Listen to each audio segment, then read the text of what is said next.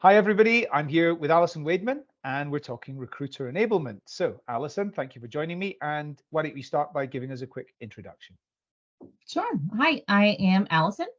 I am based out of New Jersey in the United States. I am currently a senior manager of recruiting operations for Randstad Sourceright, which is an RPO. And I started off my career as a recruiter a couple of years ago. Quickly realized while it was great, it was not for me, but I really have appreciated all of the challenges that were involved. I will tell everyone I am not a salesperson, and I think you really need to have that as a recruiter. So, grew up in HR. I had the opportunity to build a small recruiting operations team, which was amazing. I learned a ton about a lot of different things, all of which really tied to recruiter enablement, which I think is amazing. And I did that before moving to Randstad. And that's where we are today. Right. And now you're doing it in a pretty big environment, I think. So, what's recruiting operations look like within Randstad? Because Randstad Sourceright is a very large organization, and how do you think about structure and stuff like that within this? So it's very interesting. When I moved to Ronstadt, what I liked about it is, where previously I had been, you know, we had been the solo group, right? There was one small recruiting operations team, and that was it. We worked with HR, of course, but you are on a solo ship. Yeah. Ronstadt really brought the opportunity to work with peers and like-minded individuals who are going through the same challenges, and really you're learning from each other, which has been really fantastic.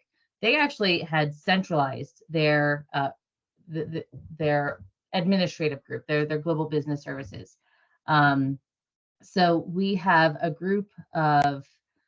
fairly large group at this point of recruiting coordinators and managers and people who all support a portfolio of different clients. So there's a lot, right? We do a lot together. The boat kind of rises as we all work together. But I think it's interesting. I think what works well is that really we learn from each other. We share best practices. We share processes that work, that don't, technology that one person finds and can share. All of our clients get to benefit from that knowledge and that experience, and that's why it's working really well. So it's This a little bit more focused in terms of scope, right? I'm not doing any recruitment marketing anymore, or trying to, but it is certainly a much deeper area of knowledge. Yeah. I mean, honestly, what you've just described, one of the reasons that I really love RPO businesses so much is because it's an agglomeration effect. There's so many smart people coming together and ideas just develop faster than they do in smaller teams. So recruiter enablement, what's that to you? Enablement to me is really anything that helps recruiters be more efficient and more effective. So whether that's your sourcing team, right, who helps to build up your sourcing pipeline, your candidate pipeline. It's the recruitment marketing team. Are you spending your budget effectively? Do the TAs have the right tools to market themselves and their openings? It's the administrative side, right? It's the scheduling. It's the scheduling of candidates, the travel scheduling, putting together of events, kind of moving candidates through the process efficiently, impacting that time to hire. Um, you know, Onboarding, it's really processes, right? Yeah. Are you building scalable processes, processes that provide a great experience for not only candidates and hiring managers, but TAs as well? Yeah, absolutely. And are there specific things that you think are worth recommending, tactical things that you've done that have been very effective? Um, so yes, I think specifically kind of the areas of low hanging fruit are data, Yeah. the data and automation, right? So data, aim to collect data at every stage possible. And I know Having worked with recruiters for a few years, that's not the easiest thing to do, is to collect the little bits of data that we need. Personally, I consider myself a convert, having spent a good deal of, managing teams without a ticketing system and then moving to RPO, where we do have a ticketing system that we use for our schedulers. Right? It's a game changer. It's still easy to use. It can be very simple and very basic, but really it enables us to give a high level view of what's going on, right? Where are the problems happening? Where are the sticking points? Where are people bottlenecking? Do you have one business unit that, for example, is terrible at rescheduling? Like, their managers never show up for their interviews. You can see that with data. And not only can you see it, but then you can act on it because you have a set of data behind you.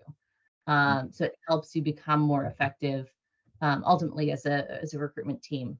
And then automation. So looking for ways to automate where you can. This doesn't have to be any grand scale. You can start with low-hanging fruit, like some simple scheduling. Google, for example, Google offers basic scheduling tools like a Calendly or something like that. Really, really simple, but it takes a lot of that administrative work off of the TAs, off of the recruiters, and it honestly makes for a better experience all around, right? You are providing a better candidate experience. You're not going back and forth saying, oh, well, 10:30 doesn't work for me, 11 o'clock's better. Really, those are the two biggest, I think, things to tackle. Yeah, no, I couldn't agree more. That's a really bad one. I mean, even in, like, I'm guilty of it myself. I still don't. I still schedule my calendar manually, and I've had periods of using Calendly, and I just haven't been consistent enough with it, unfortunately. But one other thing I wanted to ask about is, so in terms of the work that you do, is the work that you do about creating the Randstad Sourceright, like, stack and playbook, or are you operating as an advisor at the customer level as well? It's a great question. In my role, it's a little bit of both. So I manage a team of managers who each advise the client, and they're really working with their portfolio or their individual clients. So I work with them to help enable them to effectively manage the client. So for me, it's a little bit of both. I kind of walk on both lines a little bit. Trying to improve overall. Presumably, one of the things you're aiming to do is to create a sort of distinctive Randstad Sourceright. This is the package we bring. This is the expertise we bring, and all the automation that we put in place and all that sort of thing. But from account to account, you may be constrained slightly by how much of that you can land. Sure. And I guess it may be sometimes you've got a customer who's got a really good way of doing something, or a really good process or technology or whatever, that you can learn from, and you can embed across other accounts as well. Would that be fair? Sure thing. Great ideas are great ideas, and we want to, of course, protect our clients and their own unique footprint, right? Their own uniqueness. We want to make sure that client A and client B are each unique and are treated as such. We would never share anything that was inappropriate, or would never share anything that's